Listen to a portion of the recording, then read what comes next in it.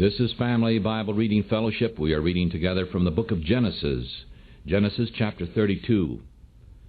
Genesis chapter 32. And Jacob went on his way, and the angels of God met him. And when Jacob saw them, he said, This is God's host. And he called the name of the place Mahanaim. And Jacob sent messengers before him to Esau his brother to the land of Seir, the country of Edom.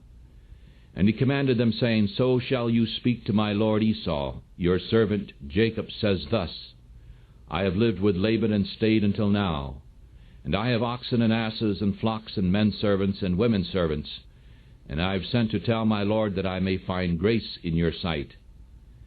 And the messengers returned to Jacob, saying, We came to your brother Esau, and also he comes to meet you, and 400 men with him.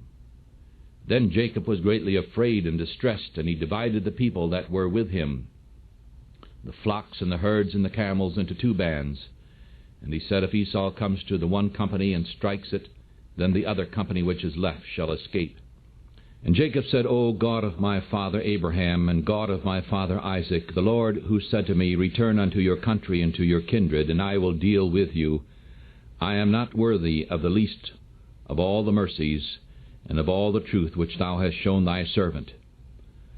For with my staff I passed over this Jordan, and now I have become 2 bands.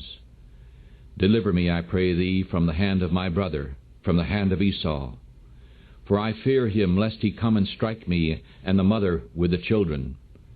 And thou didst say, I will surely do you good, and make your seed as the sand of the sea, which cannot be numbered for multitude.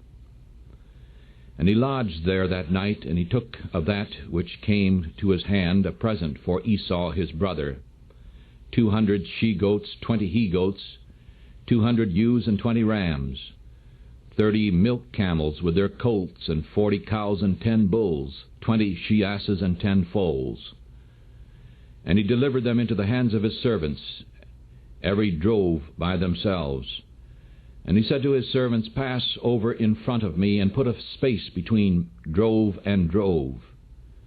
And he commanded the foremost, saying, When Esau my brother meets you, and asks you, saying, To whom do you belong, and where do you go, and to whom do these before you belong? Then you shall say, Your servant Jacob. It is a present sent to my lord Esau. And behold, he also is behind us. And so he commanded the second and the third and all that followed, the drove, saying, In this way ye shall speak to Esau when you find him. And moreover you shall say, Behold, your servant Jacob is behind us, for he said, I will appease him with the present that goes before me, and afterward I will see his face. Perhaps he will accept me. And so the present went over before him, and he himself lodged that night in the company.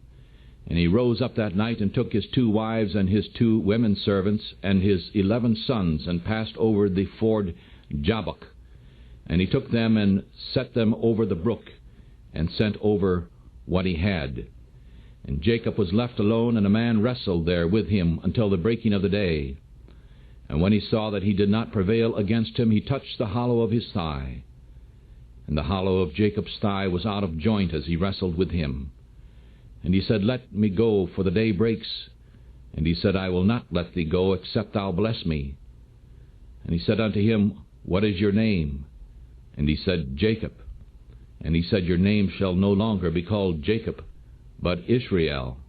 For like a prince you have power with God and with men, and have prevailed. And Jacob asked and said, I pray thee, tell me thy name. And he said, Why is it that you ask after my name? And he blessed him there, and Jacob called the name of the place Peniel. For I have seen God's face here face to face, and my life is preserved.